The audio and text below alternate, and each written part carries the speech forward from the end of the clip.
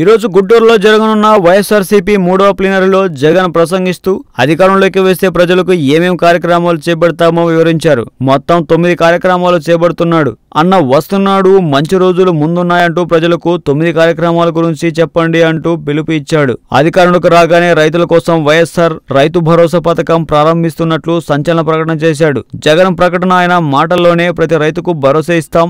ఇవాళ 60% మంది వ్యవసాయం, అనుబంధ రంగాలపై ఆధారపడ్డారు. రాష్ట్రంలో రైతు పరిస్థితి ఏమిటంటే చంద్రబాబు అధికారంలోకి వచ్చాక కరువు, అధిక వర్షాలు, అయినా అవస్థలు పడి పంట పండించిన రైతన్నులకు గిట్టుబాటు ధర లేదు.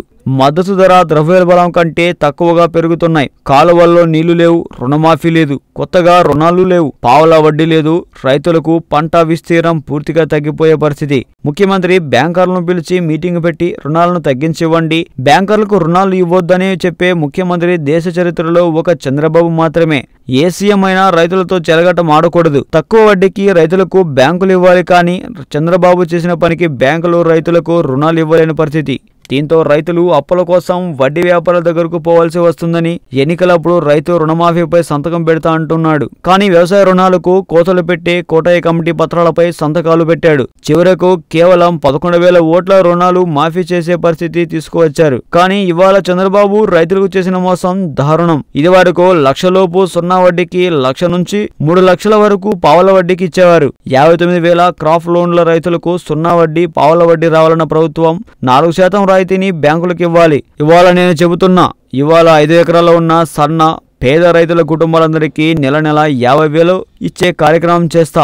ఏటా మే నెలలో రైతుల సాగు ఖర్చుల కోసం రైతు భరోసా కింద రైతు చేతులకే నేరుగా ఇస్తాం. వైఎస్ఆర్ భరోసాగా ప్రతి రైతన్నకు తోడుగా నిలబడతాం. కులం, మతం, పార్టీ, వర్గం, రాజకీయం చూడం, అర్హులైన ప్రతి ఒక్కరికి ఇస్తాం. ఇవాళ రాష్ట్ర ప్రభుత్వం సోషియో ఎకనామిక్ సర్వే ప్రకారం రాష్ట్రంలో 76,21,000 రైతుల కుటుంబాల్లో 5 ఎకరాల్లోపు ఉన్న సన్నకారు రైతులకు 66 లక్షల రైతు కుటుంబాలకు ₹50 చొప్పున 33,000 కోట్లు ఇస్తాం. చంద్రబాబు రైతులను మోసం చేసి ఇచ్చింది కేవలం 11,000 కోట్లు మాత్రమే. మేము చెబుతున్న 33,000 కోట్లు ఎక్కడా? మళ్లీ రైతులకు సువర్ణయుగం తీసుకువస్తాం. వడ్డీ, పావల వడ్డీకే రైతులకు రుణాలు ఇచ్చేలా చేస్తామని జగన్ చెప్పారు.